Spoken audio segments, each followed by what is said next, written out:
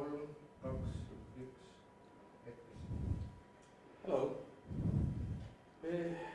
Let's start today's session. Piret Vacht has submitted her doctoral dissertation, Diatoms and Oriented Mites as bioindicators under different anthropogenic disturbances. My name is Peter Normak. I am currently heading this session. But before starting, let me introduce the committee. There are 4 people in the committee. I don't know whether you will introduce yourself or we are just will name your, say your names. Professor Emeritus Physique.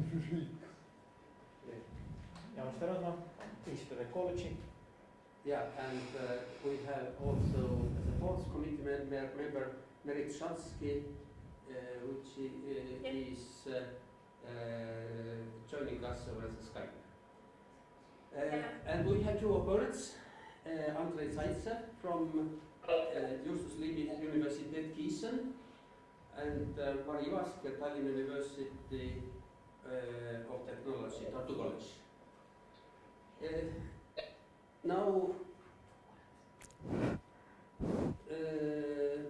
I would hand over the word to the Secretary of the Committee to somehow say a few words about the curriculum vitae of the applicant. Please. Yes, we will start this defense by introducing our defendant Piret Vacht by her curriculum vitae. Piret Vacht was born on 25th of May in 1986 in Tallinn, and she has pursued her higher education here at Tallinn University. In 2010, she graduated with Bachelor of Science in Geoecology, and in 2012 with Masters of Science in Geoecology. And since 2012, Piret Vacht is a doctoral student at Tallinn University in the curriculum of ecology.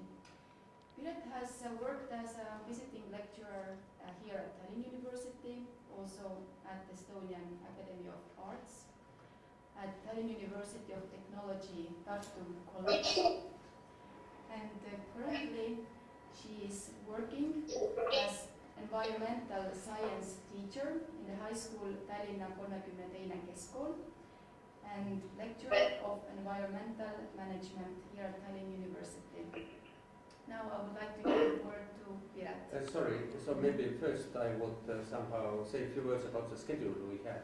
So first, Piret, the applicant will have about 30 minutes for presentation, and then the opponents both have about 40 minutes, up to 40 minutes I would say. And then there will be a general discussion, and then the supervisor will have after that 5 minutes, approximate of course. And then the applicant will have final words. So final words. Yeah, please. Where is the mouse? Okay. Oota. See.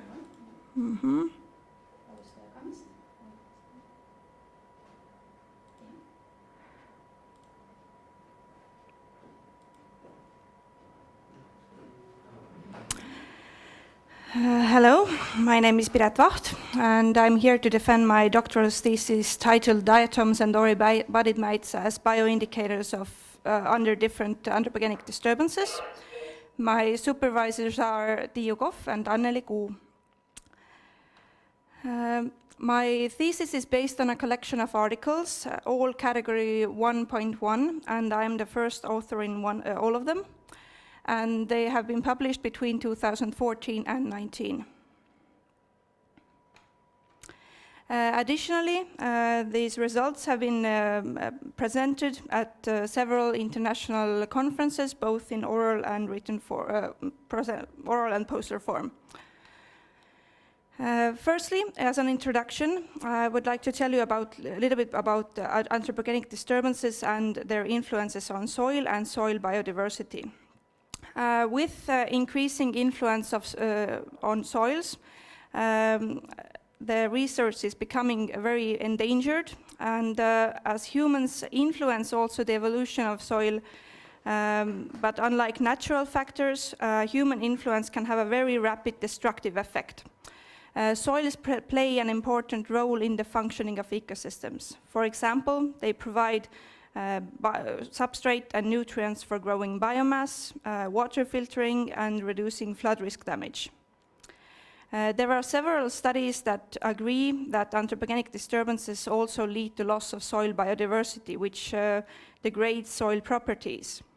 Soil degradation, again, hinders the provision of valuable ecosystem services. In these conditions, monitoring disturbances, evaluating soil conditions, and evaluating the remediation success is highly important. With soil degradation, the soil biota is also affected, as I already mentioned. This is critical because soil biota participates in the functioning, and soil biodiversity is still largely unknown. We may know what species live in soil, but we have very little information about their functionality. But we are in the danger of losing that biodiversity before we fully understand it. Therefore, the lack of soil biodiversity data is a pressing issue.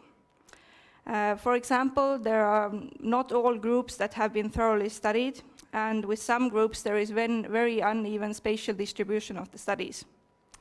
For example, in Estonia, Oribariid mites are studied so far only in a very limited number of areas. And with some studies, some groups, we have a lot of information, about, for example, in the Central Europe region only. There are some groups that we already know as good bioindicators of soil properties, but there are other groups that are widely used, for example, in aquatic environments, such as diatoms, but there are also many groups that require more research. When we have soil biodiversity data available to us, we can use that information on bioindicative organisms to help us assess soil quality. Here is a table summarizing some of the main characteristics of the two organism groups I'm studying. Firstly, Oribariid mites and diatoms. While the two groups are in some ways similar. For example, their bioindication abilities are similar in some extent. For example, water content is noted from both of them. Also disturbances, but in literature mentioned in a slightly different way. They have different amount of information available on them. There is this uneven spatial distribution of data, but there are some very well-known indicator species. For diatoms, we mostly know about them from aquatic environments. In soils, there is still several knowledge gaps. They have a different time frame where they respond, and they also have each some weaknesses, but the positive aspect is that these weaknesses do not coincide. So the assumption is that if one group fails for some reason, the other won't. Also, I would like to mention that diatoms and Oribariid mites have been previously used as multi-proxy paleoecological indicators, but not in soil studies so far. So this is the novelty of this study. I focused on three types of anthropogenically influenced areas. Firstly, riparian zones influenced by alkaline air contamination and pumping of sulfate-rich mining water into the area through the aquatic medium. I studied airfields that differed in their historic use and maintenance methods and usage intensity. In wastelands, time since last formal use or successional stage of the ecosystem was used as a differentiator between different sites. The objectives are firstly to describe and analyze diatom and Oribariid mite communities under different anthropogenic disturbances, and to identify potential indicators of disturbance levels or types. Also to explore the potential of the combined use of diatoms and Oribariid mites, and to identify what type of settings are diatoms and Oribariid mites or their combination suited for use in. By fulfilling these aims, this thesis will attempt to cover some of the knowledge gaps in this field, describe previously areas unresearched from soil biology perspective, and combine two bioindicator groups outside the field of paleoecology. My hypothesis is that a multi-proxy study combining both diatom and oribadid mite data gives us more information about anthropogenically disturbed soils and provides the study with a necessary redundancy compared to using either of the two bioindicator groups alone. This hypothesis is based on assumptions drawn from previous studies on the two bioindicator groups. For example, while both groups respond to many of the same environmental parameters, the extent of their action can vary. Also, it has been noted that the two groups respond to environmental changes at a different temporal scale. Therefore, with their variable response and uncertainties concerning their abundance, also with preservation, the presence or absence of known indicator species in many habitats can help them complement each other. Their combined use can increase the likelihood of achieving sufficient abundance of at least one of the bioindicator groups and finding known bioindicator species. Here are my study areas. First of all, riparian zone soils. I focused on two study areas located in northeastern and southeastern Estonia. Kurtna and Mustoja study cane fields have been previously used as comparison areas in landscape analysis, including soil studies, and according to Coint and others in 1994, the two are the most similar cane fields among 50 other cane fields in Estonia. While the Kurtna cane field has received alkaline air pollution and some sites also contamination through water, Mustoja has been fairly pristine. Secondly, airfields are very interesting areas because so far they have been only rarely studied from soil biology perspective. I studied 3 airfield soils, Tallinn, Tartu and Pärnu. They cannot be placed on a clearly definable anthropogenic disturbance gradient due to the differences in aircraft movement numbers, maintenance, and historic aspects. While, for example, many may assume Tallinn airfield has the most intense impact on the soils, due to historic events, this may not actually be the case, thinking of the military history of Pärnu airfield from Soviet times, or the fairly recent construction that took place in Tartu in the beginning of this century. Here, both runway sites and snow melting sites were explored. Thirdly, I studied urban wasteland soils in Tallinn. And here the areas were selected based on accessibility, availability of information on their historic use, as in time since last former use. And the red dots mark the youngest sites, yellow the intermediate, and the green ones the oldest sites. Here is a summary of some of the main characteristics of each disturbance type. As you can see, here is also the number of study sites explored and the total number of samples. The ND marks diatoms and NO oribadid mites. Diatoms were sampled only on 1 year, while oribadid mites were sampled on 2 consecutive years, as we have so far done in Estonia before. The sampling depth was up to 4 centimeters of topsoil for diatoms and up to 10 centimeters for oribadid mites. Also, you can see that the pH is lower in the riparian areas compared to airfields and urban wastelands, and also urban wastelands had, in some sites, very high carbonate content. The methodology followed standard protocols. Where some alterations were made, those are described in the articles in more detail.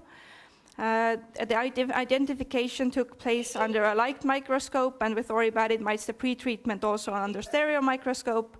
But overall, this meant the identification of roughly 3,600 Oribadid mites and 20,000 diatoms. The Oribadid mite data from the 2 years of sampling was pooled for statistical analysis. The statistical analysis, first of all, focused on descriptive statistics and also characterizing the communities based on community parameters. Generalizing statistics were used to compare different disturbance levels or types. And CCA was used to examine the relationship between community composition and the most significant environmental parameters. For example, the 2 disturbance levels in Kurtna. Bray-Curtis dissimilarity was used to run an average linkage cluster analysis based on separately on the 2 groups and then as combined to find out their ability to differentiate between the disturbance levels or types. Also, in airfields, indicator species analysis was used to determine the relationship between species occurrence or abundance and the disturbance levels. Here is a general timeline just to show you when something took place. The sampling and identification processes mostly took place during the first 4 years of my studies, followed by a couple of years of very successful years of writing and publishing, and then followed by the data analysis for the analytical part, and then writing the analytical overview. And now I will continue with my results. Here you may see the total species richness per ecosystem type, but please note that the number of samples is not the same at each column. As you know, the number of samples may up to a point influence also the number of species encountered. But more or less the Oribadid mite data from the riparian areas and wastelands are comparable. Also diatom species richness from riparian areas and urban wastelands. In total, 44 species of Oribadid mites that are new to Estonia were identified. For diatoms, it's impossible right now to give a specific number because there is no complete list of all species identified in Estonia yet. From riparian zone soils, the diatom communities consisted of both aquatic and terrestrial taxa, and some of the most typical species are noted here. In comparison of the disturbance levels, there was a change in the dominant species. There were some species very significantly linked to certain study sites, but unfortunately their abundance were generally low. The 2 study areas, Kurtna and Mustoja, shared about 51% of the species. In airfield soils, the terrestrial species dominated. So here we no longer saw so many aquatic species, though there were some. There were interesting place-specific influences noted in communities, in addition to the aviation-related effects, especially in Pärnu airfield. The three airfields shared only about 23% of the species. But interestingly also, for example, Pärnu airfield, the snow melting sites and in Tallinn runway sites had high species richness. In urban wasteland soils, there were only 4 intact individuals, the same species, a lot of fragments. So here it was not very successful to use them in this ecosystem. Oribadid mites in riparian zone soils were mostly terrestrial species. The 2 study areas shared about 71% of the species, which is more than the diatoms had. And here was a decrease in abundance with increasing disturbance levels. There was an interesting decrease in Oppiela-Nova with increasing disturbance levels, but this could also be linked to the pH change. And also here is given a table of the 9 species that had significant differences between the 2 disturbance levels in Kurtna in their abundance. Oribariid mites in airfields, here more widespread and tolerant species dominated. But again, here, surprisingly high species richness on the runway sides of Tallinn, just like diatoms. The dominant species varied. For example, Tectos ebeus velatus was very highly widespread and abundant. And here the percentage of shared species was quite similar to that of diatoms. In urban wastelands, the communities were less abundant and with higher dominance than airfields or riparian zone soils. One of the dominant species at the little bit older successional stages was Ahipteria coleoptrata. About 29% of the species were found on all 3 successional stages. Now thinking of the 2 groups separately, here we can use the shared percentage of shared species to tell us a little bit about the similarities in environmental parameters comparing the sites at the same type of disturbance. For example, we can, with some reservations, say that the 2 cane fields are more similar than the 3 airfields. Also, a change in dominance may indicate change in above disturbance levels, as more ambiguous species are able to take over habitat niches from more sensitive species.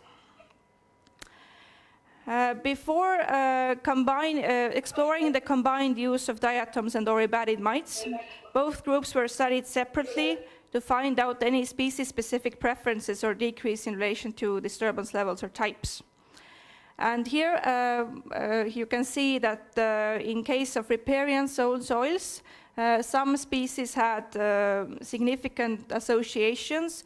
These are from the results of CCA and generalizing statistics. In the case of airfields, the potential indicator species list is based on indicator species analysis and is given together with indicator values, especially when looking at these snow melting sites in Pärnu. These are probably one of the most significant relationships found. In urban wastelands, the results here are mainly descriptive, noting species present only on that successional stage in question, and that were represented by at least 2 individuals. So definitely more research is required on that last part.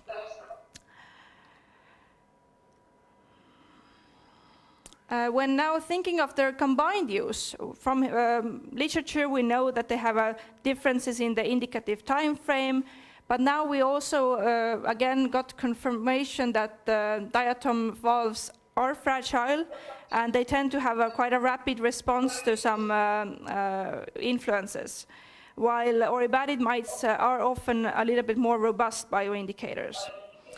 The community parameters or response often differed in their extent and direction.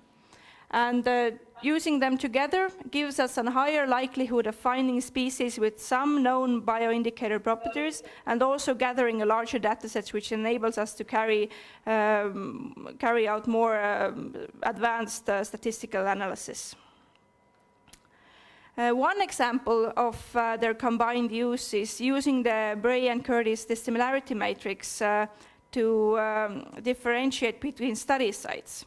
And here I attempted to run the analysis first with diatoms and oribariid mites separately. As you can see, here the main goal would be to group together all disturbance levels, including M1 through M3, and J and M, and the rest separately. As you can see, separately nothing is differentiated. It's all a big mess. But here, when used them together, at least this Mustoja site stands out clearly as a different grouping.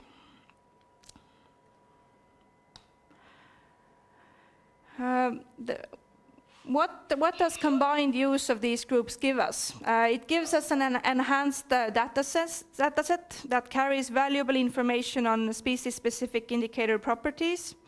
There is differentiator, we can use it as a differentiator between disturbance levels or types, And when we find a well-known bioindicator species belonging to either of the groups, it provides the study with the necessary redundancy needed when the other group has, for example, low abundance or only less known species are found.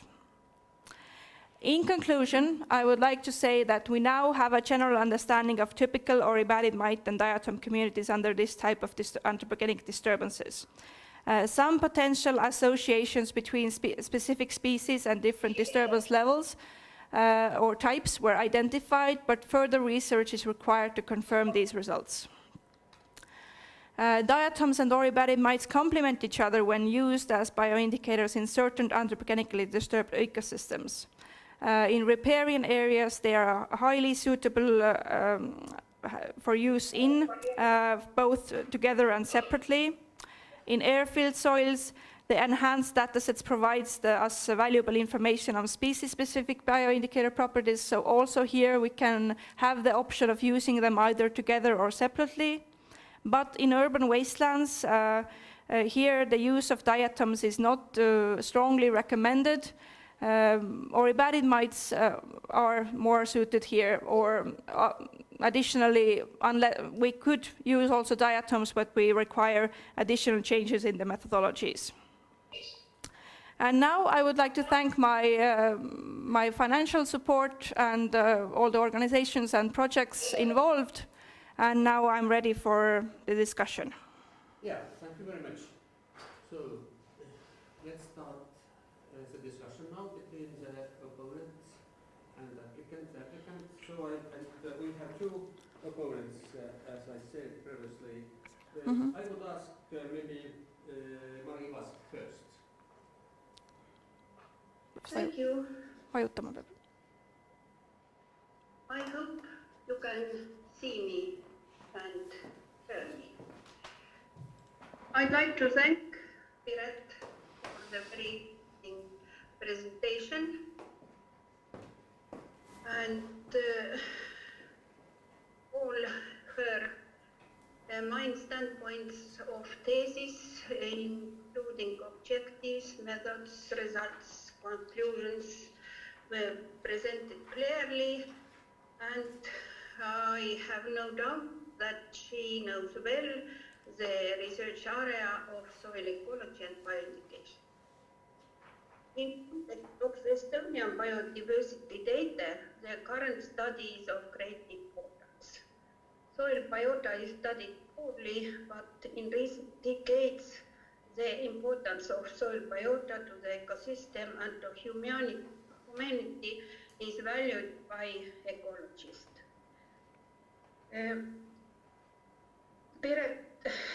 Piret Vacht's thesis is very valuable for studies of Estonian soil biodiversity, and I appreciate highly her content in soil ecology. The thesis consists of basic text, including the introduction, objective methodology, results and discussion, and conclusions. The results of study are published in 4 publications, which are included. Additionally, the topic is published in 3 publications where the dissertant is the first author or co-author. Now, my impression of the thesis. In introduction chapter, the topic of current thesis is explained well. Soils are under threat. The anthropogenic impact on soil and biodiversity seems to be a factor that quickly alters the soils. To find bioindicators among poorly studied soil organisms is a challenge, because despite of large gaps in our knowledge of soil biota, they should be valued as key component of terrestrial ecosystems. The relationships between soil properties and soil biodiversity are inherently complex. It is difficult to identify clear relationships between between soil biota and environmental parameters. Therefore, soil biodiversity can be used as indicator of soil functioning and the level of its disturbance. In current thesis, the abundance and diversity of two different soil organism groups were studied. They are terrestrial diatoms, it is soil microflora, and oribaptid mites, it means soil mesofauna. So those organism groups are still quite little studied in Estonia.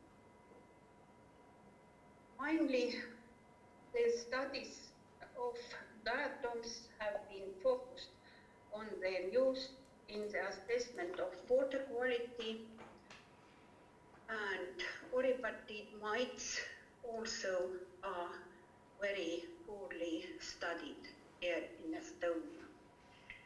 The thesis of Piret Vacht provides a thorough analysis of both groups, how different factors influence on the characteristics of the community, which helps the reader to better understand the research results. There are 5 objectives of the study which are formulated clearly and this thesis focuses on 3 main types of areas influenced by human activities and which are different by anthropogenic contamination. They are riparian zone soils, airfield soils, and urban wasteland soils. The riparian areas were compared as contaminated and reference areas.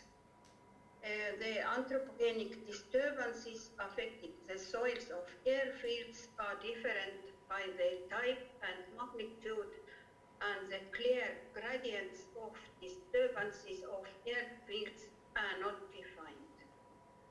Urban wastelands are affected by contamination, but they are ecologically important urban green spaces also that offer sometimes various ecosystem services.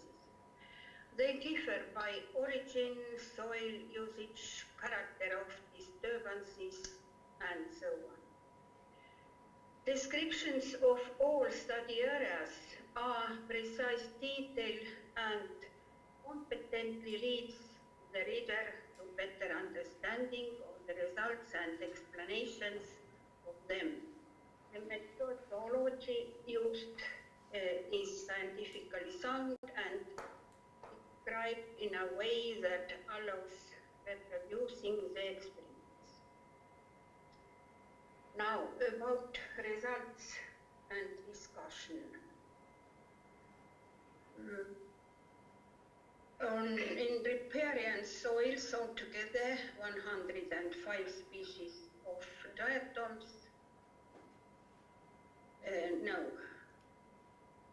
diatoms, and 76 species of oribaptid mites are identified. The soil and aquatic environments differ by essential conditions, but there are dominant species abundant in both habitats. Both species diversity and species richness were generally lower at the sites affected by contamination.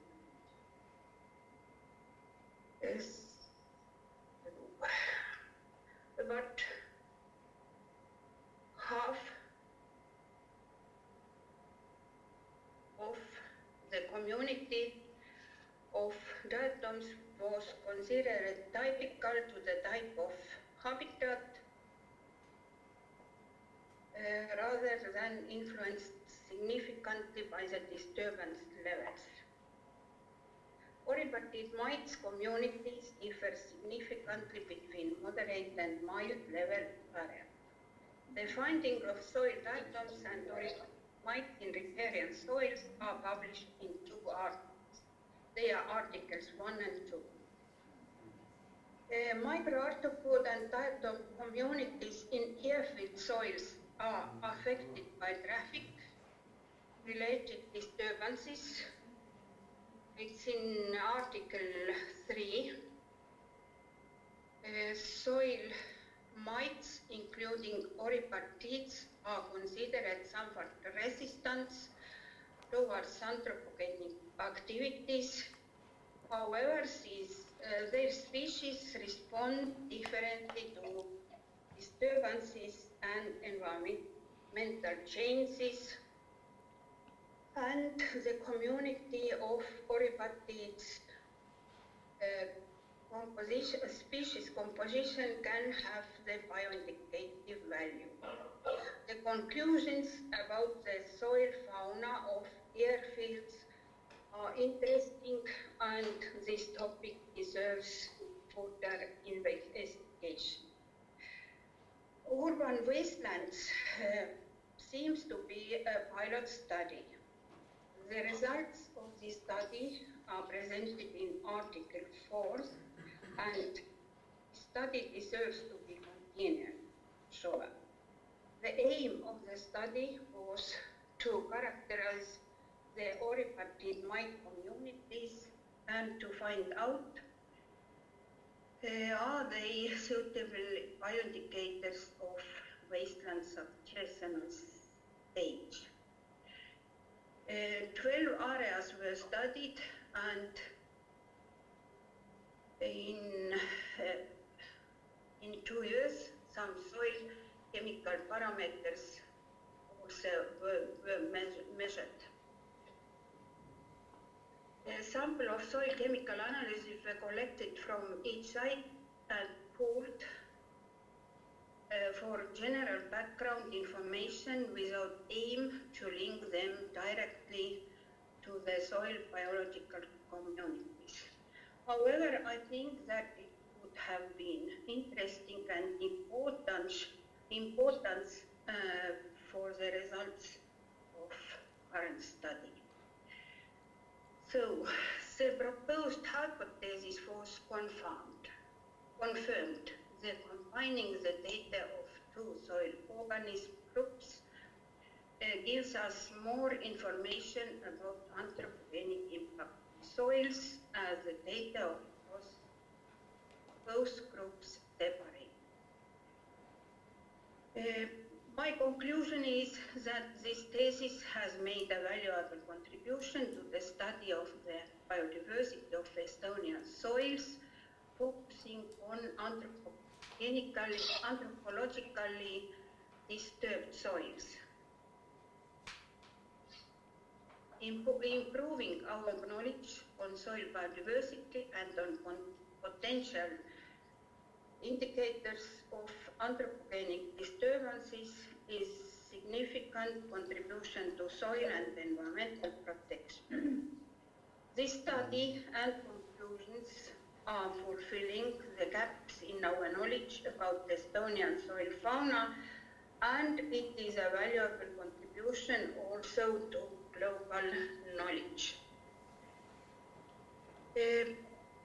However, the interesting for me, thoroughly elaborated material and good, correct conclusions are good cause for discussion. I'd like to ask some questions to understand better of the opinion of dissertant.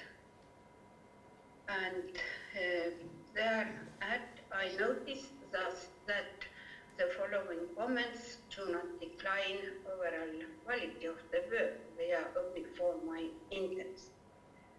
So, may I ask? That is the first 2 questions are about the riparian zone soils study. There is suggestion that despite anthropogenic disturbances, natural factors control the soil diatom communities more significantly? If so, which of natural environmental factors is the most important? It's difficult to say for sure what's the most important, but the two most important aspects, I think, is firstly the moisture content and all the soil factors influencing that, both organic matter content, clay content, for example, but also the pH. So with the pH, there is the different question now whether we have to describe it as an anthropogenic factor or not. Thank you.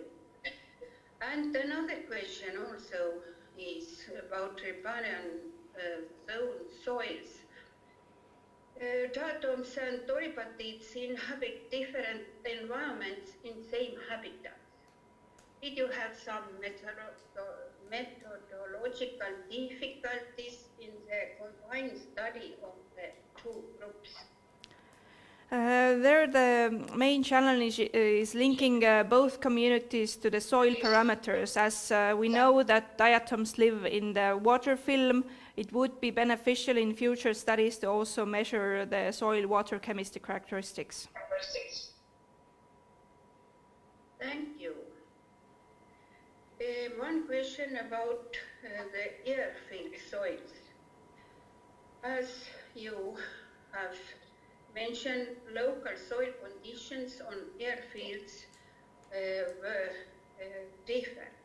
Can you predict the scope of changes in species composition and community abundance which are caused by airport pollution, if to compare it with possible changes which are caused by differences in local soil conditions?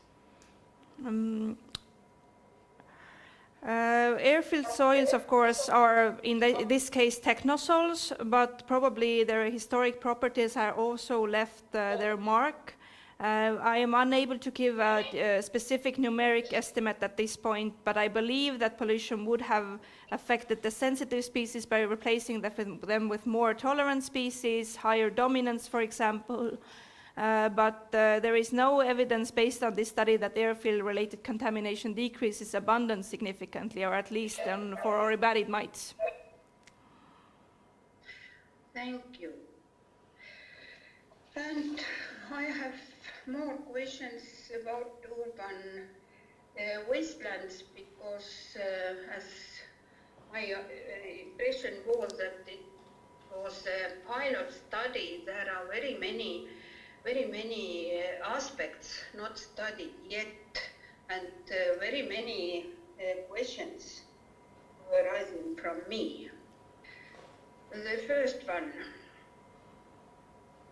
the time since significant disturbances, what means it is previous formal use, by defining the successional stage of urban wasteland was definable.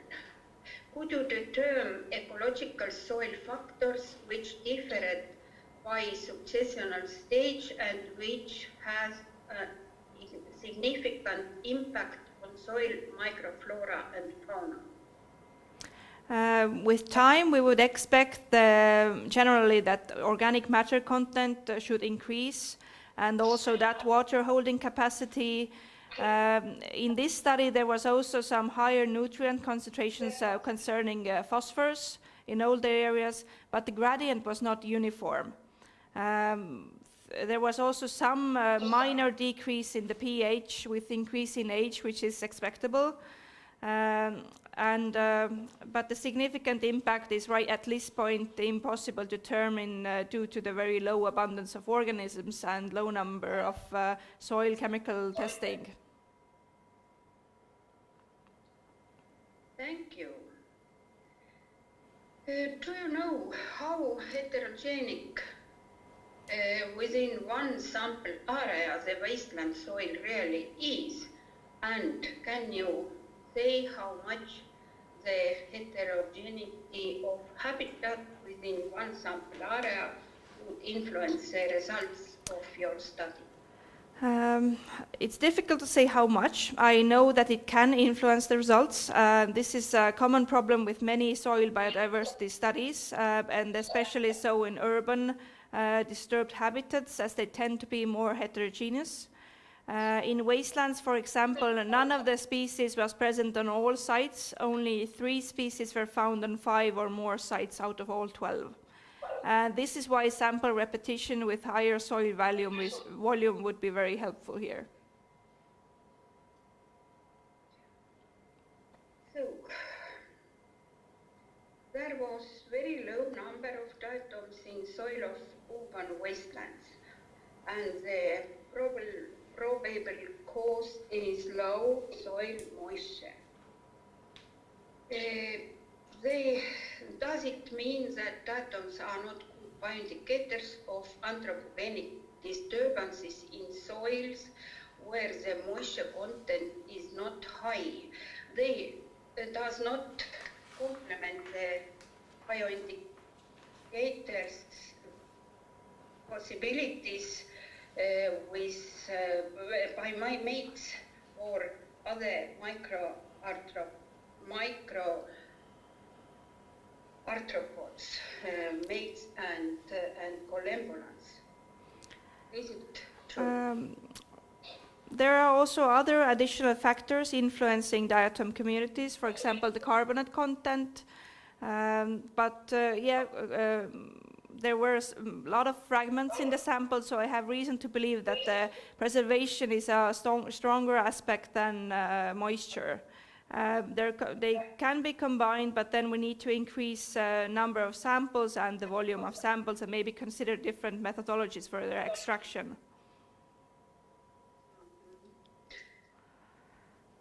My question was because I understand that maybe the conclusion about the complement bioindication might true. In some cases are not true. Is it? So, what is your meaning about measuring soil parameters for each sampling weight separated, find correlation between Biodiversity community parameters and soil factors like moisture, organic matter, pH, and so, which can be extremely variable within one sample area. It means not only one sample or some samples of all urban area which are pooled, but to measure the parameters in time when you are sampling the repartees. The benefit of this is using more advanced statistical methods to link the communities to the concrete environmental parameters. Right now, due to both time, financial and other limitations, especially in airfields, it was only used to get a clear idea of the variation. So, and one question about the sample area, which is defined as a green area in city, which is functioning as green area in city.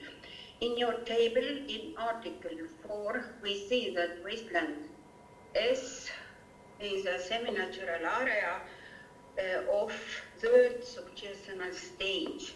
It can be concluded that the biodiversity in this area can be higher, but you have found only one exemplar, one individual of one species in this area.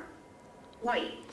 I believe that within a semi-natural area, there are also factors that don't support high biodiversity. In this case, for example, very low organic matter content, and there is various heterogeneity possible within those areas. For example, in this area, it also functioned as an illegal waste dump. Okay, no more questions.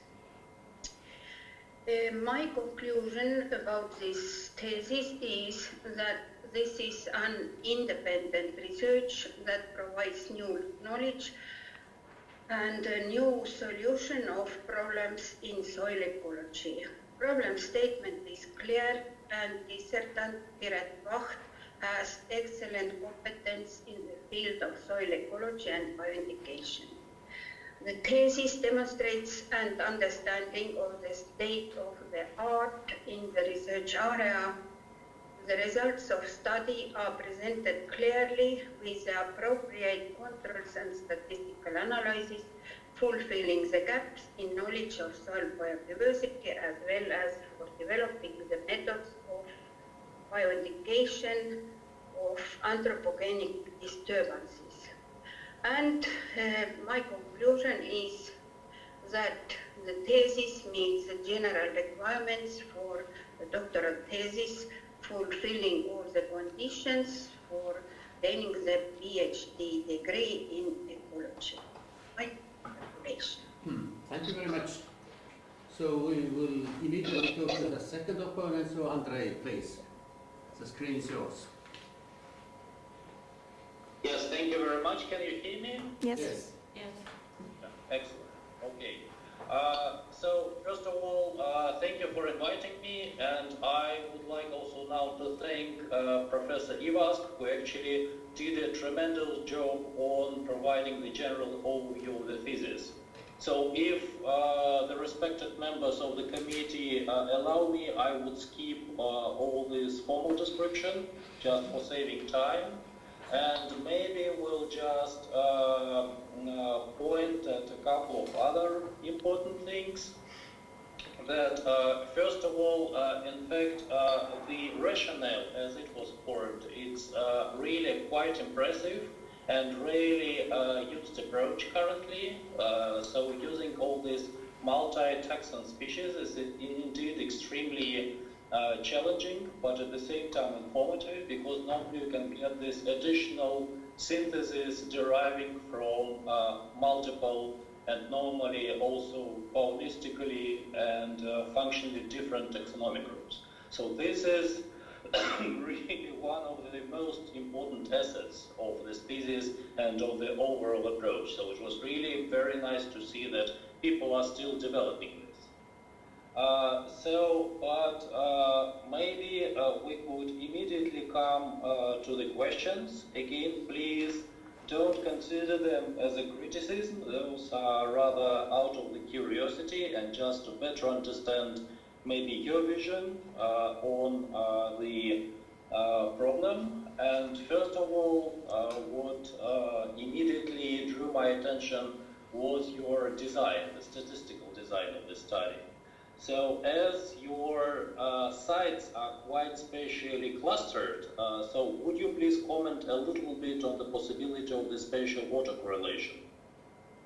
Can you repeat? Would you please comment a little bit on the possibility of the spatial autocorrelation of your results as the studies in, let's say, the samples taken within each of different disturbance types, they seem to be clustered, spatially clustered. So do you expect any spatial autocorrelation there? Yes, definitely some. And have you actually assessed that? So does it affect your results? I have not run a specific test. If this has been conducted as a part of some of these tests already, for example, in the indicator species analysis. Yeah, thank you very much. So second question is exactly about this indicator species analysis. This is a quite well-known approach, and it's really nice you used it, but could you please explain why did you go for that instead of doing the complete community analysis? Here, this actually was recommended by one of my reviewers. I first considered that maybe I had too little repetition on these samples, and I went for the CCA approach rather to just get an overview at what could be influencing these communities. But this was strongly emphasized by the reviewers, so I, in the end, decided to go for it. Okay, yes, thank you very much. Good. So then the next question is about the overall representativeness of your data, of your material. That I am just wondering, you showed us also that you found 44 new species for embedded mites, for example, but if we talk about maybe a regional species pool, so say within the ecoregion where Estonia is located, so could you please roughly tell us which percentage of species have you actually found? For the whole region, or? Yes. That number I don't have in my head. I know that in total in Estonia the number of species is somewhere, I think it was under 200. So yeah, it's the new species are not so high, but in total it's about half of the species were presented in my results as well. Okay, thank you. And have you tried any rarefication just to make an idea how saturated your samples were with the species? Do you mean like if I determined them correctly? No, I mean that if you just rarefy your species, so make yes. the rarefication Yes, first. that I did, yes. Mm-hmm. You did it? Yes, yeah? Okay, yes. Good. Yeah, excellent. Okay, thank you very much. Mm-hmm. So then my next question is about the, let's say, different types of the disturbance. So Mm-hmm. we all know that we can have the acute disturbances, chronic disturbances, and post-environmental damage. So do you feel that the approach that you are developing would allow to actually distinguish between the impact of these three types of disturbances if they happen to occur simultaneously in one area? Of course, this would require a special study for that. But I believe that especially these very rapid disturbances might be best indicated by the diatom communities that have a very rapid response. As we know, some Oribadid mites, a single individual can live up to like 8 years. So there we cannot, we either see the species or we don't, but our structural changes in the community will show us a little bit about these disturbances. But at this point I'm uncertain whether, how clear the differentiator will be. Yeah, thank you. So you think that, let's say, generally it would be possible? Yes. Okay. Thank you very much. Then next question.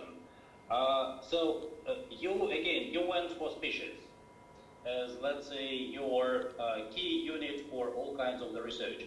Do you expect that if, for example, you would go for the traits, would it be still possible to see same trends, or maybe you get some additional information, or trait approach is not really good for such studies? It's definitely something I think should be done, because I actually experimented with it in the first riparian area study, but just because there were so many species that we had little information about, like for example their feeding type. So I didn't want an incomplete data set for that. Okay, thank you very much.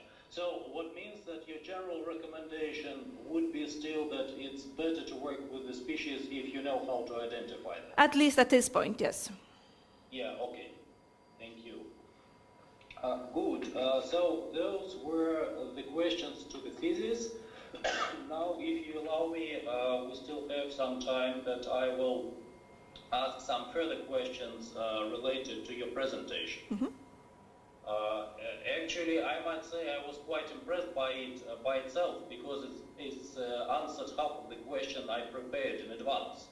So that's why really congratulations with a very nice talk. which was very informative, and it was really very complementary to actually your thesis itself. So, but anyway, let's say if we would try to look a little bit beyond that, it's nice if we perform the bioindication studies, but always somewhere bottom line, we would probably have some thoughts about how would the recorded changes be translated into functions. So do you think that it would be still possible if you use just indicator species? Would it be possible also to make the reliable projections on the functionality of the communities of below-ground animals? Yes, I think it would be possible, but I'm not sure how yet at this point. Okay, so maybe it should be a nice question for your application thesis. Okay, so and the next one then also related to it a little bit. Do you think it's actually useful and feasible to include then more text in your indicator systems and really want to discern a little bit between, let's say, different types of disturbances and maybe between different mechanisms within, let's say, different disturbance types? Can you repeat the beginning of the question? I missed one word. The beginning was, do you think you would need a more model taxa within your multi-taxa systems to make them more justified and informative conclusions about the effects of the disturbances on soils? I think these model taxa would probably be some of the species that we know already a lot about, if I now understood correctly. So, but this would mean that you would be, let's say, you would have some reservations to have maybe also earthworms within the system or something? Maybe not earthworms, but probably, for example, Collembola or other mite orders, because they already come with the same sample, with the same extraction method. So this would be the easiest thing to combine. Okay, so what means that you would recommend a more pragmatic approach? A more? Pragmatic approach? Yes. Okay, good, thank you very much. Good, so then maybe I'll be having one more, some sort of the teasing question here. That, how do you see the perspectives of the entire project development for Estonia, and especially about its extrapolation to the situation in the other countries where you have different species? Can you repeat? I'm missing part of the... So the question is, let's say if we want to go beyond Estonia, so we'll go at the European level. Okay. How and let's say in which way should you adapt your system to make it still work, for example, at the continental level, where we definitely have different species in different regions? Well, one aspect would be to rely more on these widespread species and not focus on the very rare ones. A good bioindicator is generally low and well spread, like Opielanova. Okay, thank you very much. So those were my questions. Thank you very much. Thank you. And I am actually totally satisfied with your answers, and would like also to stress that there is no doubt that you made a very interesting study at the very high scientific quality, which definitely meets the international standards for the PhD dissertations, and also that I think that indeed it all went fine, and I don't have any reservations about the positive recommendation with regards to your degree. So that's all what I actually wanted to say. Thank you very much. Thank you. Thank you, Andrei. So now I would ask the committee members. Maybe we would start from Merit. Merit, do you have any questions to the applicant? I would have a few questions, but again, it's more the basis for discussion, Piret. We know each other for some previous times, and how you consider your work? Is it more part of the acarology, or is it more closer to the soil science? What would you say? I think it's somewhere in between because it combines the two. But I'm more myself leaning towards acarology a little bit more. It's actually a fantastic answer because it will reduce all my questions according to the soil science, because I'm invited to this committee with my background in the soil science. And what I found, what I would like to see, or I would like to discuss, is the connection between the soil and your organisms. Right now you studied some of the agrochemical parameters, yeah? Yes? As background information, yes. It's not a question, but let's say you would like to go further with your study. Because in your presentation you told that actually you could improve your methodology. What are the points that you would study more in relation to the soil? Have you thought about it? I wanted to also, I now would have liked to study also the soil water chemistry, for one thing. Yeah. And also in specific sample points also some heavy metals that we know some Oribadid mite species are directly linked to.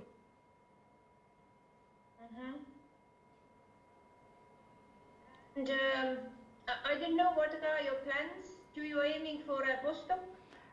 At some point, but I'm not sure if it's exactly this field. Currently I'm also working in some more general urban ecology topics, so we will see. But I still like to work with Oribadid mites. I'm not sure if I would like to continue with diatoms so much.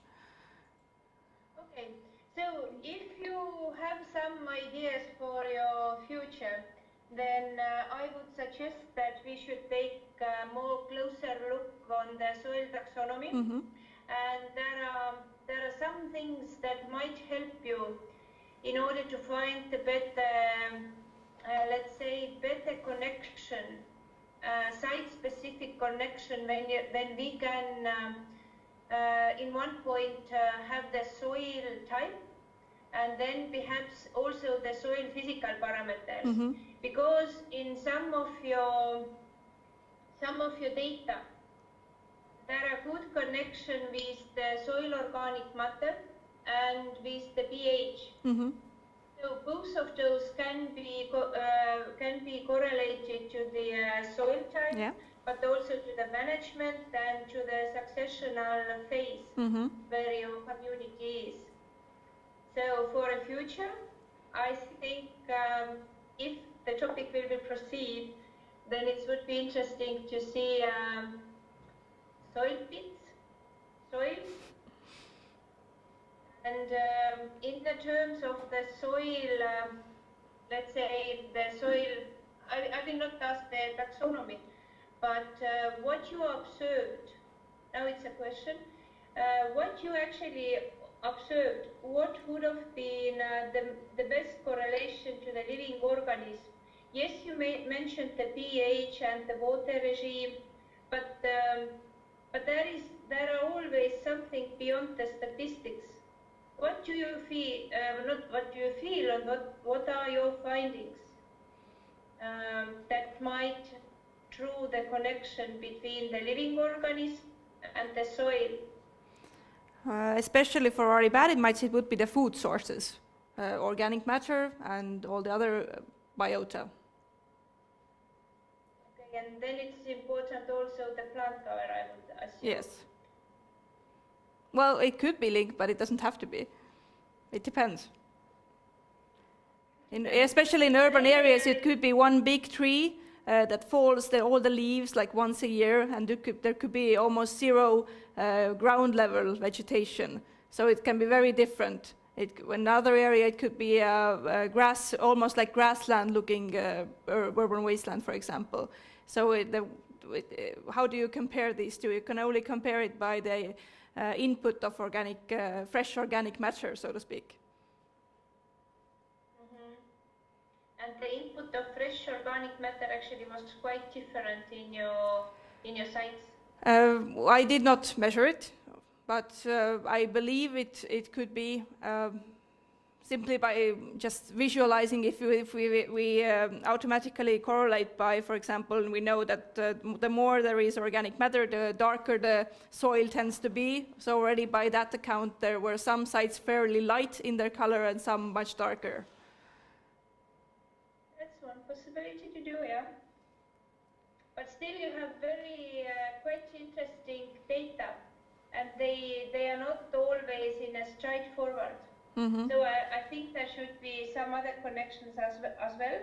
But as you define yourself, being more towards to acarology, Mm-hmm. so that's why I think it is very good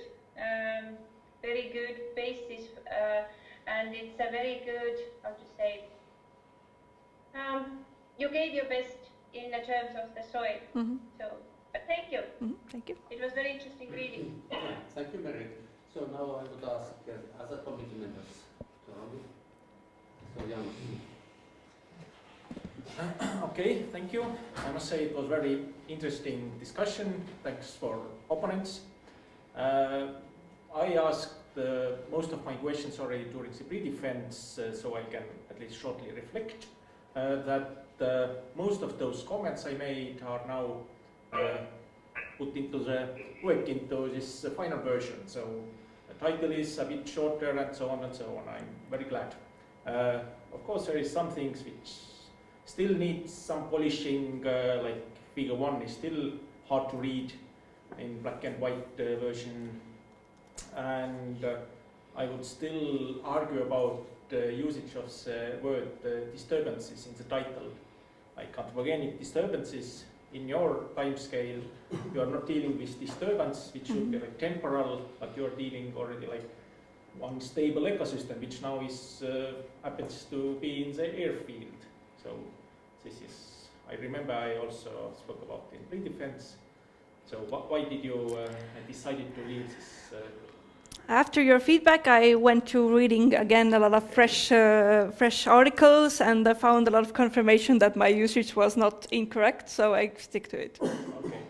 Yeah, it's not incorrect. It's actually quite like increasing in popularity, this term, instead of influences. Yes, of course, this is very good word, just, but is it like, yeah, okay, but this we can argue later on. But now during your speech, I got one new question. Mm-hmm. Do you know, does diatoms and oribatiid mites interact somehow with the soil? A little bit. I have seen one oribatiid mite with a diatom in his stomach. Oh. So it's a food source, though not a major one, but still. Okay, so like evening snacks or Yes. something like pistachio. Yes. Okay, but is it like not very often they are eating diatoms? They eat all sorts of algae, but also they have it's a very specific species specific again. That some eat plants, some eat dead organic matter, some prefer other mites or collembola, and so forth. But they are not like, if there is a lot of diatoms, then also oribatiid community will get bigger or something like that. Those species that prefer algae might. Okay. Yeah. So somehow those two like indicators are a bit related. Yes. Outside this Yes. community level. Yes. Okay. But it's not a major food It's a source. major Yeah. Food source, but Yeah. just, okay. And what else? Like this classical question. Why is your thesis are important for like wider audience, for the like? Well, this is always the question with soil biology studies, that if everybody, all of them, by referring to Anneli Kuu's often used terms, that if all soil organisms look like panda bears, then it would be very clear for everybody. But I think just people, well, one thing, why is soil biota important? This would be easiest to explain to people, like, how do you want your leaves to degrade during the winter or not? But as for bioindicators, I think everybody wants to have food on their table, and with time we have all sorts of increasing human influence on various ecosystems, including those food production systems, and also in the urban areas, the green space we go into, and if we want them to provide those vital ecosystem services of just looking nice, then we need to some evaluation systems, maybe using those bioindicators. So theoretically, like some farmer can also collect the oribatiid mite samples and say that, okay, my soil is this or that, or is like... Well, if there are he is advanced in identification, or has some, maybe in the future it could be just a DNA sample that gives us quick information, then why not? Yeah, I think a DNA maybe more reasonable to see like very good and healthy ecosystem. Okay, then yeah, we don't have more questions. I definitely see the high scientific value of your work, so thank you. Thank you. So, as this is not exactly my field, so I have several questions actually, in fact. So first, why have you decided to study exactly diatoms and oribatiid mites? Diatoms came from my bachelor and master thesis. This is natural development to continue with them. But then I actually, in the beginning, at a later stage, in my master thesis, I also looked at Collembola to some extent. And I also then already noticed, oh, what are these interesting characters in the samples? And then I found out there's nobody really dealing with them in Estonia. Now there is one other person working on them, but not in soil so much. So this was like a knowledge gap of nobody working on them in Estonia. So, and I had good opportunities to learn about them, both in Finland and in the United States. So this definitely, this was something that lit my eyes and got me excited about something new. Okay, yeah. Thank you. But similar questions or related questions, why have you decided to look at airfields and urban wastelands? Well, airfields, these are very tempting because there is, I think, only one study ever done on soil biology in airfields. So when I got the opportunity to go into an airfield and start testing, this was already very exciting because this involved sampling while the international planes are landing and you only have 10 minutes for sampling, and already the situation is very, very interesting. But also because the disturbances are very unique, they are very complex because there's de-icing activities, there's pieces of plastic, rubble, paint, all sorts of things. So these are very diverse and interesting disturbances. And urban wastelands also. In urban areas, there could be a wide variation of the disturbances. And I also, in soil science, I like the more urban and more anthropogenic soils, for example. So even in my teaching and learning processes. So I have this interesting, very, very disturbed habitats. Okay, but do you see any practical applications? For example, if could you, for example, recommend something to the airport managers? Yes, absolutely. I know from background that in Tallinn Airfield they have switched from using some of the more traditional de-icing chemicals to more sustainable ones. So they're no longer using the salt for de-icing, and for both groups we had very high biodiversity on the runway sides compared to the other two areas, while they have much less traffic intensity. So already this could be a positive sign that these decisions are improving the soil biota. Okay. Yeah, very interesting. Yeah, thank you very much. So probably as we do not have any more no audience, in fact, so Yeah, from YouTube as well, no questions. Okay, then probably we have done with the discussion, and I can give the word to the supervisors. So we have two supervisors. Yeah. So So I will start saying that I have known Piret since her bachelor studies, and I have witnessed her development to the very great researcher. But and I admire her passion on soil sciences, and in this field I think Anneli Kuu can say more about Piret, what she has achieved in this field. Yeah. Anneli. Hello, Yeah. are you heard? Yes. Okay, good. Actually, I'm blessed to speak as supervisor because all the great work can be done in us. But when I have to speak about history, I know Piret from a time when I supervised our master thesis, and when she asked from me what kind of insects she could research, and I suggested that she maybe could research insects that have not been studied in Estonia, and these are springtails or mice. And Piret actually chose both. Piret is a student. Everyone would like to be supervised. She's active, she's independent, she does not answer unanswered questions.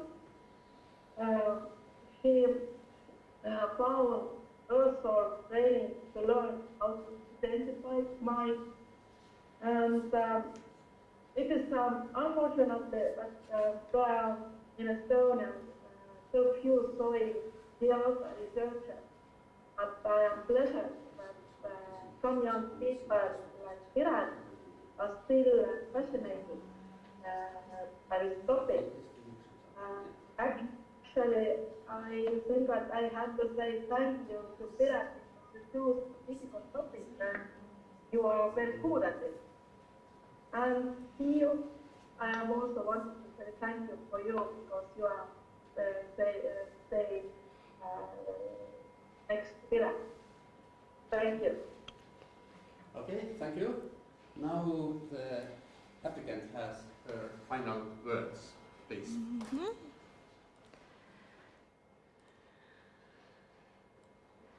Yeah, just a moment.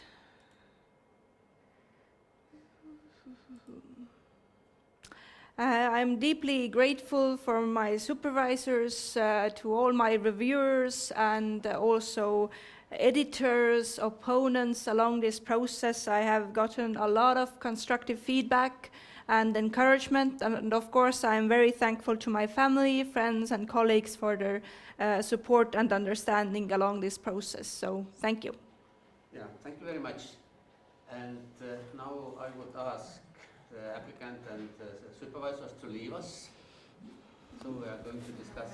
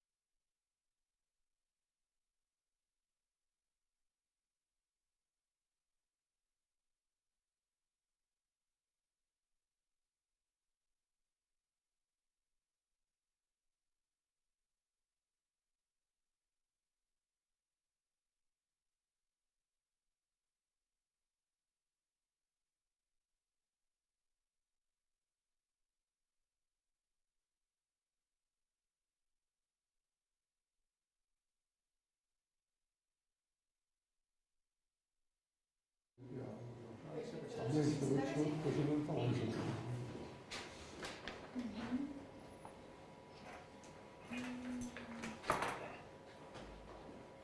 nii, teise juhende võib ka sisse lülitada uuesti tagasi. Sest second, we still miss second supervisor. So we're going to switch it on as well. Yeah.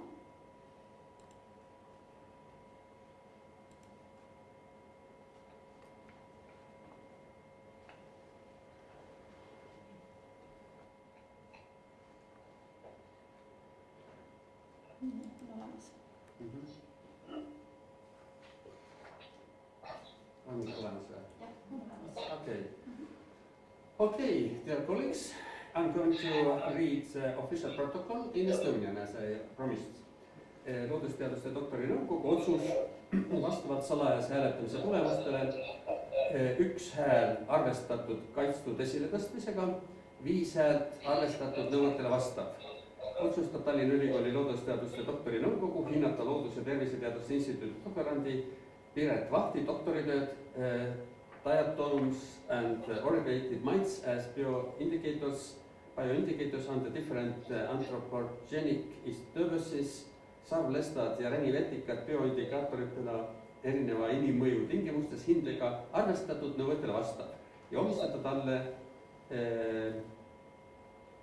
filosoofia doktorikraad ökoloogia erialal. Palju õnne! Nii, sellega kuulutan meie tänase istungi lõppunuks. So I declare our today's session finished. No Hanna käest ma tahtsin küsida, kas ta Yeah, thank you very much. haridusel või vormiga? Ei, ma seekord ei ole. Ja, ma panin protokolli sisse, kes Aha, Merit. Käsid suuga.